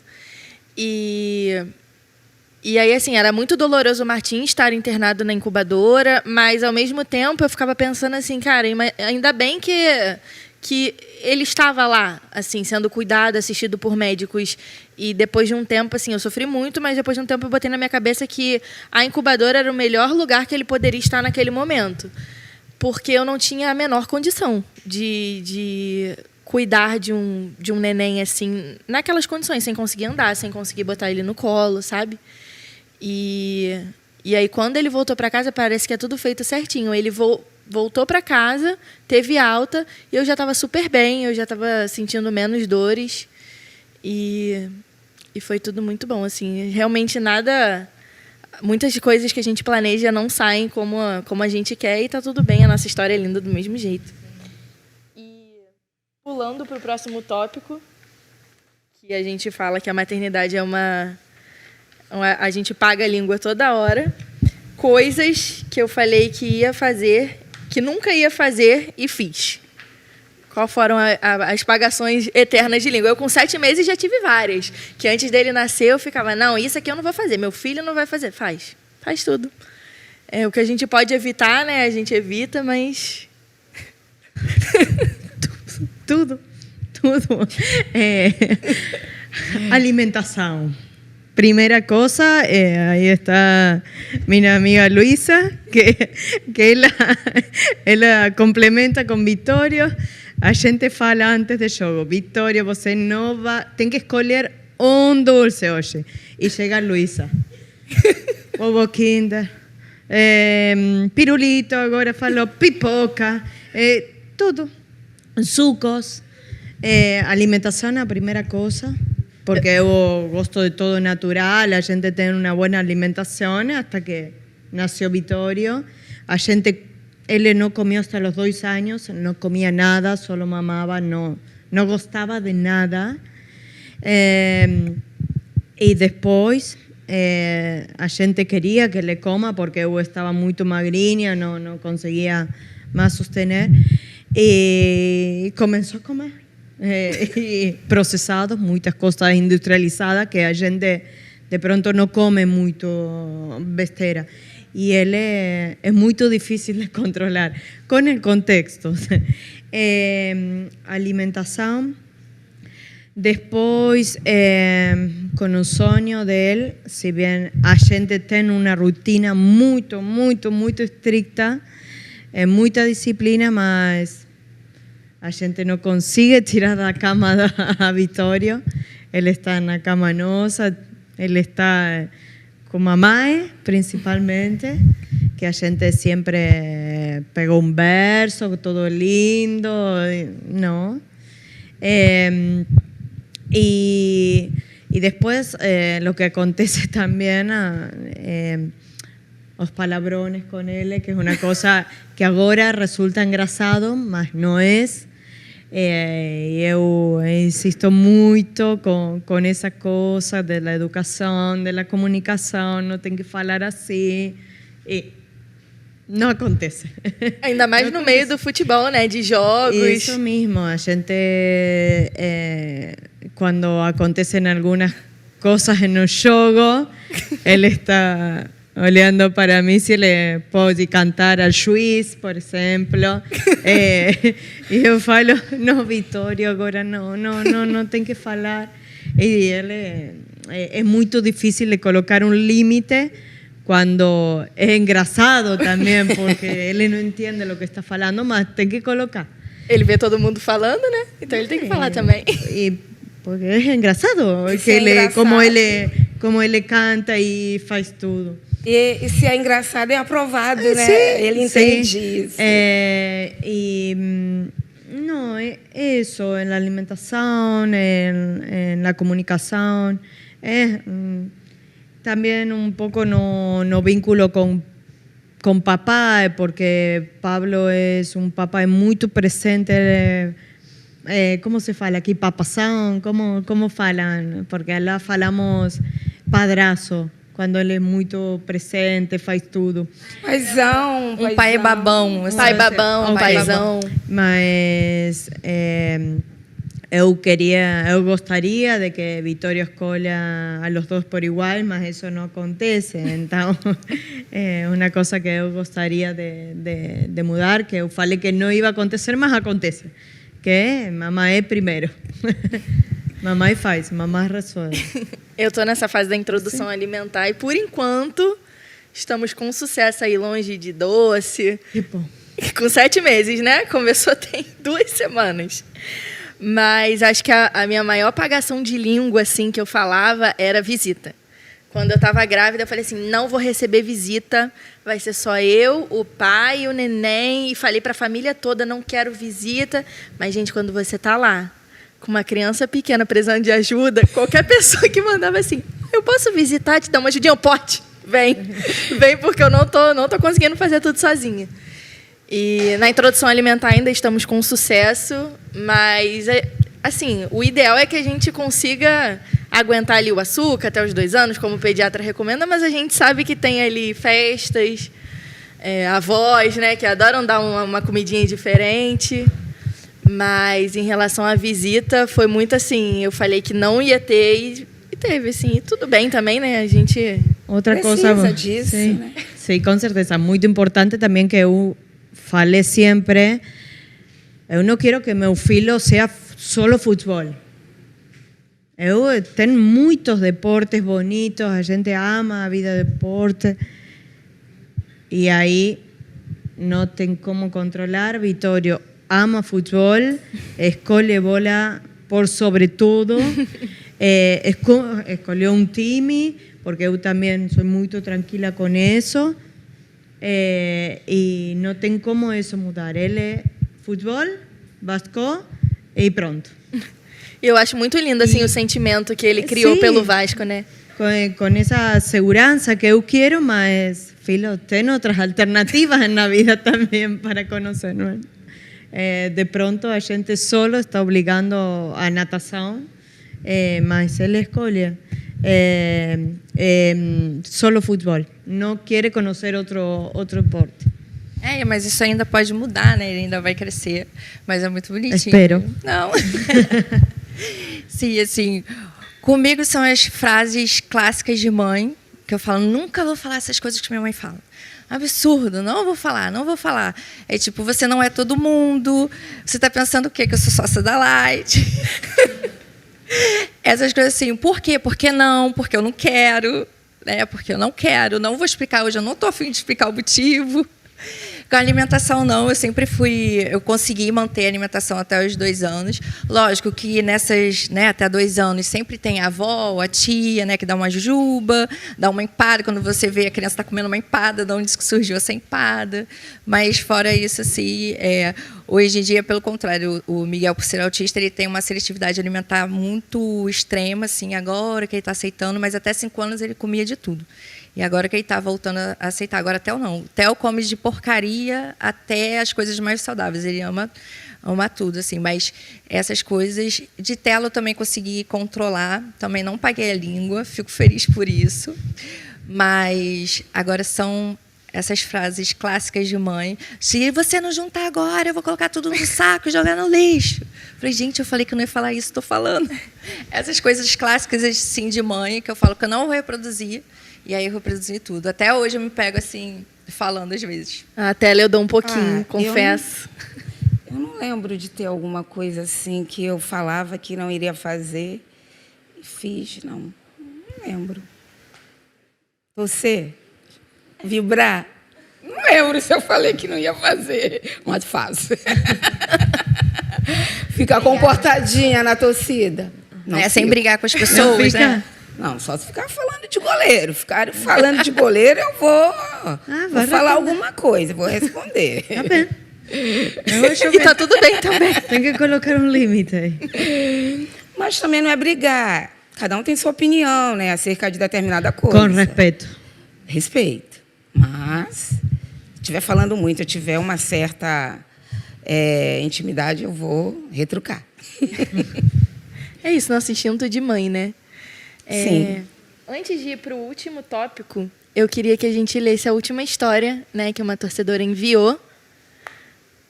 Essa história é da Ana Lara. Meu nome é Ana, tenho 52 anos. Nunca fui muito ligada ao futebol, mas tudo mudou quando conheci meu marido.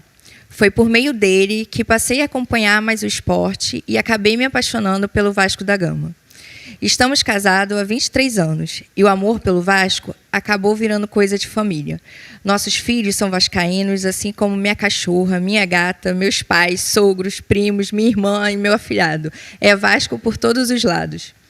Em 2022, recebi o diagnóstico de câncer nos pulmões, cérebro, bacia, quadril, fêmur, costela e coluna. Desde então, estou em tratamento, enfrentando altos e baixos e fui aposentada por invalidez. As idas a São Januário ficaram mais raras, mas assim como uma fé absurda surgiu, minha paixão pelo Vasco floresceu ainda mais e hoje sou mais que apaixonada por esse time. Tenho camisas, roupas de cachorro com um escudo, placas e muito amor mesmo. Já deixei tudo combinado com meu marido para quando eu partir. Quero ser enterrada com a camisa do Vasco, autografada, que ganhei de um grande amigo. Também pedi que coloque a bandeira do clube sobre o caixão. Que quem puder vá com a camisa do Vasco e que toquem o hino do clube e o tradicional casaca. É muito impactante essa história, né? Mas, Ana, a sua história chegou aqui na Vasco TV e nós temos certeza que, com a mesma fé que você está aqui agora,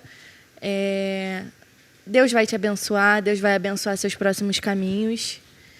E é isso, né? Eu acho que a gente tem que se agarrar mesmo no que mantém a gente vivo, no que mantém o nosso coração batendo, o nosso amor. E eu acho muito lindo, assim, esse desejo, né, de continuar torcendo, de encontrar algo para se agarrar mesmo nos momentos difíceis. E muito emocionante. Assim, Muito, muito. Como a gente consigue falar después de esa historia, porque de pronto a gente solo está sintiendo y lo que a gente siente es el mejor de los deseos para ella, las mejores energías y el mejor de los procesos.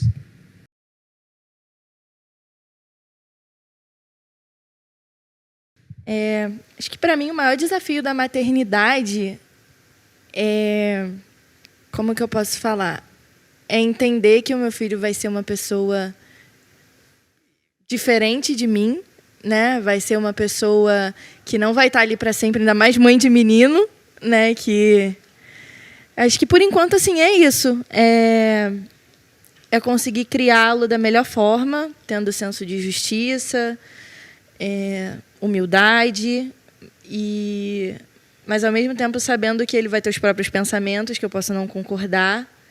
Então, desde que ele está agora com 7 meses, eu acolho, eu tento, mesmo sabendo que ele não entende muito, tudo que eu faço, tudo que eu escolho para ele, a gente vai conversando, mostrando onde a gente está indo, por que a gente está fazendo aquilo. Porque, no fundo, a criança vai se adaptando, né? Mas um dos desafios para mim é esse, é a criação que eu comecei agora, mas enfim, Acho que é basicamente isso. Ter voltado ao trabalho também foi muito difícil. O maior desafio da maternidade para mim é isso, é conciliar a nossa vida de antes com a de agora, mas sempre sabendo que assim, eu nunca mais vou ter a minha vida de antes. Agora eu sou mãe, não existe mais a Bia de antes. Agora existe a Bia mãe, que adapta a maternidade com as coisas que ela ainda gosta de fazer. Isso, para mim, no início, foi muito difícil, porque eu queria dormir a mesma quantidade de tempo que eu dormia antes de ser mãe, e aí eu ficava, meu Deus, quando é que eu vou dormir uma noite inteira de novo? E aí a minha mãe conversou comigo, Bia, não se agarra nisso agora, porque assim, vai demorar, e acho que o que você tem que pensar é, tá, aquela rotina de antes, aquela vida de antes acabou, e eu tenho que me colocar aqui no presente e decidir o que eu vou fazer agora para melhorar. E não ficar pensando, por exemplo, nossa, eu gostava tanto de dormir até tarde, eu gostava tanto de fazer as minhas refeições com calma. Eu sou uma pessoa que eu falo, né? Eu amava ficar sozinha em silêncio. Eu amava, assim, entrar no quarto, ficar no meu momentinho sozinha em silêncio. E depois que eu fui mãe, eu nunca mais fiquei sozinha em silêncio, porque sempre tem aquele pinguinho de gente ali, né? Então, para mim, o maior desafio da maternidade foi esse, foi entender que a minha vida mudou e que de agora em diante eu precisava seguir com a minha nova realidade, não ficar me agarrando a tudo que acontecia antes, a minha rotina de antes, que é bem difícil. Concordo. Mas vou falar do desafio de hoje, que a gente tem em quanto ao trabalho do seu papá, que para vocês é futebol, é paixão, mas para a gente é o trabalho de papá. A gente tem uma vida arrumada por el trabalho de seu papá. Então, o desafio maior que a gente tem é isso.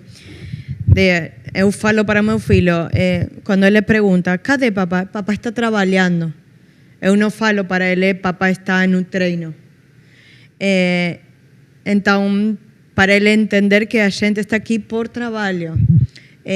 Além de la paixão que Vasco desperta, que a gente virou torcedora de pronto, Vittorio maluco por Vasco.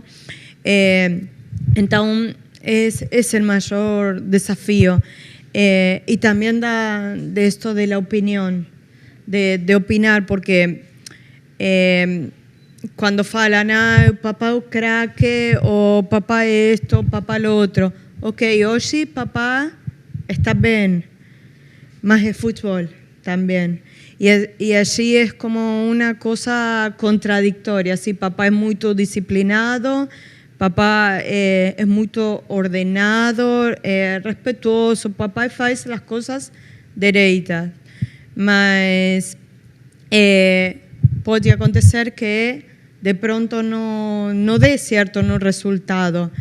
E essa contradição de que a gente trabalha, mas de pronto no dê certo. E aí Vittorio não entendendo. Eu contava para vocês de que Vittorio en los últimos jogos, cuando Vasco perdió, lloró mucho, montó escenas que a gente no conocía.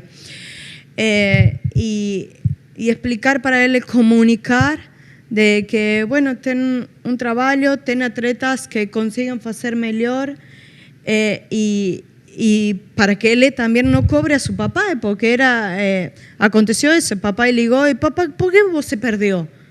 ¿Por qué? Si tem que ganar, tem que hacer gol, porque Vittorio tem que hacer ¿por qué vos no fiz? ¿Por qué no fiz gol hoy? Y ese es el desafío de Vittorio, es un trabajo también para la gente. También no, es trabajo primero y después lo demás. Que la gente tiene una dedicación, tiene una vida en torno a ese trabajo. Y ese es el desafío mayor, ¿no? Além de los otros que vos mencionó perfectamente, que yo siento identificada también. Mas ese es lo que está aconteciendo ahora, una semana pasada, esta semana, que es muy difícil. Así que si alguien tiene alguna sugerencia para indicar alguna cuestión, es bienvenida. Acho que é mais quando... Não adianta, isso é quando ele for crescendo e entendendo mais. Agora, ele, né, na cabecinha dele é isso.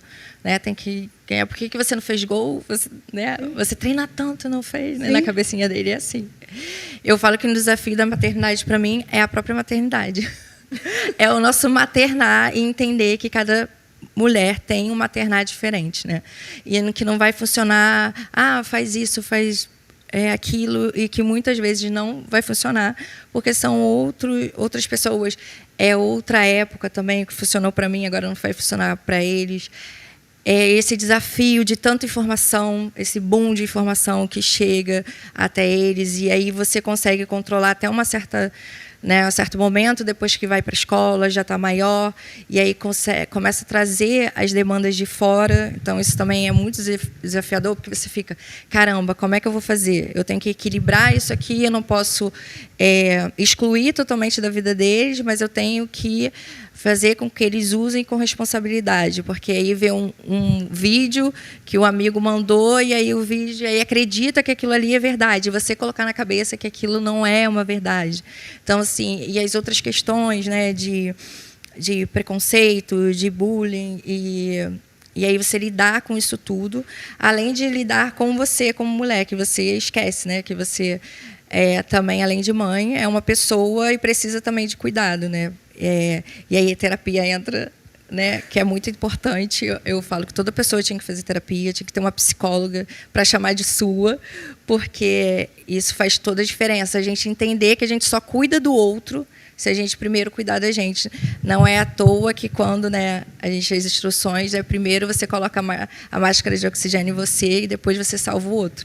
Então, para a gente cuidar bem dos nossos filhos, a gente tem que cuidar da gente. Isso é o maior desafio, principalmente agora que eles estão maiores, então um com 12, com 6, então eu consigo ter mais um pouco de tempo, né, nessa correria do dia a dia, e entender que isso também não é ruim, não se culpar, meu Deus, eu estou fazendo algo para mim, porque a gente se esquece muito. Então, eu acho que equilibrar esses pratos todos na maternidade é o maior desafio. Ou seja, a própria maternidade ela já é um desafio quando a gente decide ser mãe mesmo, verdadeiramente, né? Entender o sentido, a importância, a responsabilidade e também olhar também para a gente se acolher melhor, né? Que a gente é a primeira a se culpar, a se julgar, aonde que eu estou errando, o que está acontecendo, o que eu vou fazer aqui, como é que eu vou lidar com isso, e também se acolher. Primeiro a gente precisa se acolher para também acolher os nossos filhos da melhor maneira possível. O maior desafio é prepará-lo mesmo para a vida, porque essa vida tá recheada de muita coisa. É violência, são mentes humanas totalmente diferentes das nossas, convívio social, pessoas com pensamentos totalmente diferentes. Então, é prepará-lo realmente para a vida, para ser um cidadão do bem, responsável, com condutas. Isso é o maior desafio. Porque não depende só da gente, depende do externo. E a gente não tem como controlar lá fora tudo. Eu ia falar isso agora, que a gente cria, né, os nossos filhos ali da melhor forma possível, com os nossos valores, né, os nossos princípios, mas é muito triste assim, saber que eles vão quebrar a cara, eles vão se decepcionar, eles vão sofrer, e não é culpa da nossa criação, é a vida, né? A vida mesma acho eso importante como desafío, los recursos que a gente transmite para él, porque la vida tem muitas adversidades, entonces para esse desafio de la vida. E a questão também dos princípios, né? Por mais que a gente dê princípios a eles, não adianta, porque o externo influencia muito. Então, eles querem ser pertencer ao grupo. E aí eu tenho que pertencer àquele grupo, por que não a aceitação, por que não me aceita? E aí você conversar, e é o trabalho de formiguinha, e aí você conversar o tempo todo, que cansa, é cansativo, ainda mais quando já está nessa idade, ela já tem um mais velho ainda.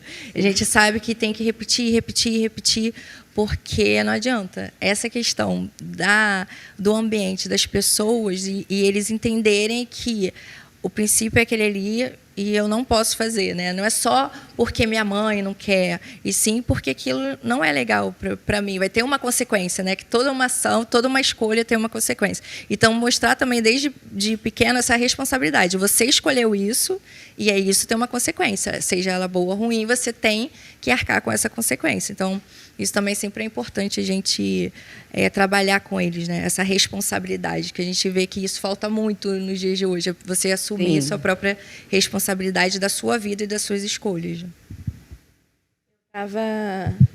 Eu estava procurando aqui mais pautas para a gente falar, mas acabou. E eu sinto que a gente poderia ficar aqui um dia inteiro falando sobre a maternidade, porque nós temos muitas histórias para contar, né? Mas os tópicos foram esses e eu acho que foi um bate-papo incrível, muito enriquecedor. Com certeza. E não está no script, tá? Não está aqui em nenhum tópico, mas eu acho que para eternizar esse momento a gente podia deixar um recado para os nossos filhos, porque eles vão assistir esse vídeo uma hora ou outra, né? Daqui a uns anos, o meu daqui a uns anos, os seus já vão assistir. O que vocês acham? Vamos deixar um recadinho? Ay, deixa pensar, porque hay tantas cosas están ocurriendo en mi vida, mas que siga su, y lo voy a hablar en español, que siga su deseo. Primero que lo encuentre y después que lo siga, que creo que es lo más difícil en la vida, encontrar el deseo y seguirlo. O recado que eu tenho para dar para o Martim é que ele sempre seja esse menino feliz, amoroso, de luz, que iluminou as nossas vidas, e que quando ele estiver vendo esse vídeo, ele saiba que ele é muito amado e que foi maravilhoso falar sobre ele, contar as nossas histórias, os nossos momentos. E eu amei, eu amo ser sua mãe. Bom, como eu tenho 2, né? Primeiro vai para o Miguel. Lembrá-lo que ele não é um diagnóstico, né? Que ele não o autismo faz parte dele, mas não é só ele. Então é uma coisa que ele luta muito, que às vezes ele não queria ser, mas do jeito dele ele é muito especial, inteligente, que sempre teve seguro do que ele quer ser, que ele continue esse menino tão amável, educado, que todo mundo é apaixonado. E o Theo, que é meu grudinho, que você continue também esse menino que é muito amoroso, que é muito empático, que cuida muito das pessoas, cuida muito da mamãe. E dizer que eu amo muito vocês, que vocês são a razão da minha vida, né? Minha vida hoje só faz sentido de tudo que vocês já me salvaram, de todos os momentos ruins. E eu amo muito vocês. Eu queria dizer para o Alemão, né? Continue focado, continue sendo esse menino responsável, amoroso. E você hoje é meu melhor amigo, meu grande parceiro de trabalho, no dia a dia. Eu te amo, meu filho. E foi isso, gente. Esse foi o nosso bate-papo. Muito obrigada, Vasco TV, por trazer a gente aqui, né, para ter esse momento tão incrível, com um assunto em comum, mas com histórias e realidades tão diferentes. Espero que vocês tenham gostado. Tchau.